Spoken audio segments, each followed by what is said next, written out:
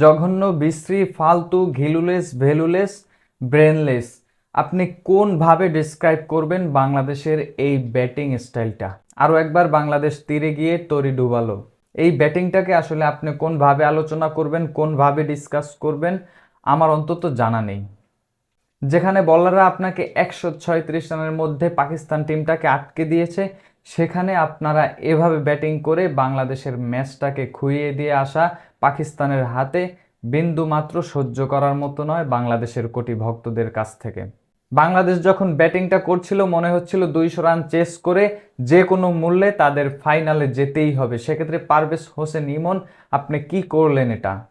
শাহিন শাহ আফ্রিদি যেখানে প্রথম ওভার বল করতে আসলেন, আপনি কোন স্টাইলে এই ব্যাটিংটা করেন যেখানে রান মাত্র 136, সেখানে আপনি পাওয়ার হিটিং দেখাতে যান কেন? কেন তৌহিদ হৃদয় আপনি সাইফ হাসানকে রান আউটের সুযোগ থেকে বাঁচার পরেও আপনি নিজে কেন শাহিন শাহ আফ্রিদির ওরকমের একটা আউটসুইং বলকে আপনি আসলে লেগ সাইডে টেনে মারতে যান? জাকের আলী, আপনার সেই হ্যামারটা কোথায়? কোথায় সেই হ্যামার? আপনাকে আসলে দরকার জিঞ্জিরার সেই লঞ্চ ঘাটে। আপনাকে দরকার জিঞ্জিরার সেই লঞ্চ ঘাটে লোহা পিটিয়ে সমান করে দেওয়ার জন্য। কেননা যেই বলটা আপনি আসলে ইজিলি সিঙ্গেল নিতে পারেন কিংবা ডাবল নিতে পারেন, সেই বলে অমন একটা সময় আপনি কেন ব্যাক ফুটে গিয়ে লং অফে মারতে যান?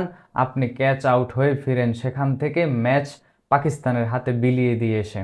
আমি সাইফ হাসানকেও দায় দেব না এই ম্যাচের, আমি শামীম হোসেন পাটোয়ারিকেও এই ম্যাচের দায়টা দিতে চাই না। কেননা এই ছেলেটা 25 বলের যেই 30 রানের ইনিংসটা, সে আসলে শেষ পর্যন্তই বাংলাদেশের জন্য লড়াইটা করেছে। সেক্ষেত্রে শাহিন শাহ আফ্রিদির ওই স্লোয়ার বলটা বুঝতে না পারায় সে আসলে রিভার্স সুইপ করতে গিয়েই আউটটা হয়।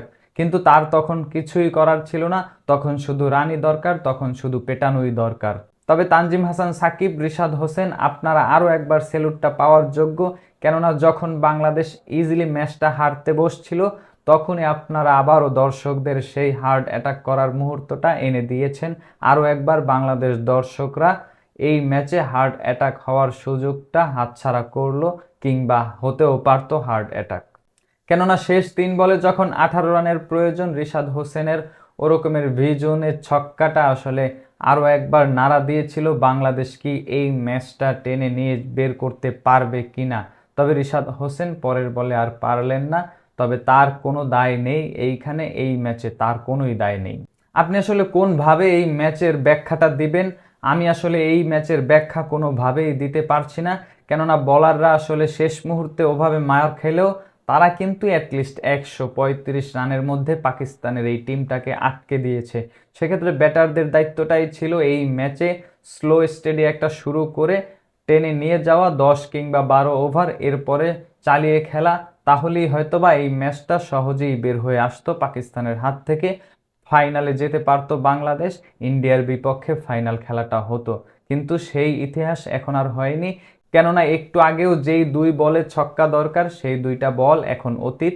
বাংলাদেশ এখন এই এশিয়া কাপের অতীত একটা দল। কেননা তারা আজকে বাড়িতে ফিরবে। পারভেজ হোসেন ইমন, তৌহিদ হৃদয়, জাকির আলী অনিক, আপনাদের হয়তোবা লাগেজটা ভরে গিয়েছে। দুবাইয়ের যত মার্কেট আপনাদের হয়তোবা ঘোরা শেষ। কেননা আর 2-1 দিন ঘোরার সুযোগ পেতেন, সেটা আপনারা কাজে লাগাননি। ফাইনাল খেলার সুযোগটা ছিল, হয়তোবা আপনাদের মার্কেটটাও করা শেষ।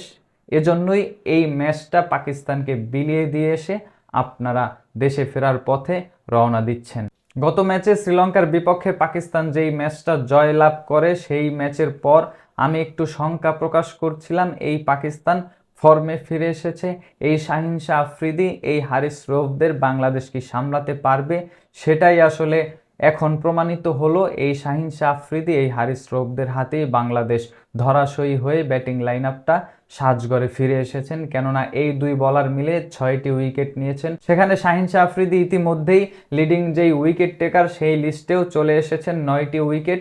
কেননা ব্যাক টু ব্যাক শ্রীলঙ্কা এবং বাংলাদেশের বিপক্ষে 6টি উইকেট সংগ্রহ করেছেন এবং টোটাল টুর্নামেন্টে বাকি 3টি উইকেট সংগ্রহ করেছিলেন শাহিন শাহ আফ্রিদি।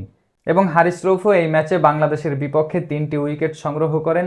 সেক্ষেত্রে তার ওই ক্র্যাম্প করার পরেও যেভাবে লড়াকু মনোভাব দেখিয়েছেন হারিস রৌফ, সত্যিই প্রশংসনীয়, সত্যিই সেলুট পাওয়ার যোগ্য হারিস রৌফ।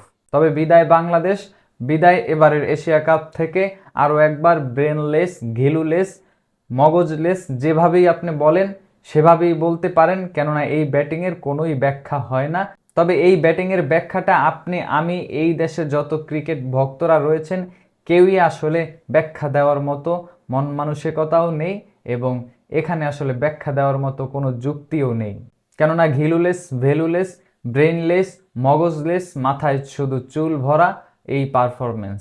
আপনার কি মনে হয় আপনি আসলে ব্যাটিংয়ের এই পারফরমেন্সটা কোনভাবে ডিসক্রাইব করবেন? তবে বাংলাদেশ এই এশিয়া কাপ থেকে বিদায় নিয়েছে। বাংলাদেশ এখন এই এশিয়া কাপের মঞ্চে একটা অতীত দল। কমেন্ট বক্সে আপনার মূল্যবান মতামত জানাবেন।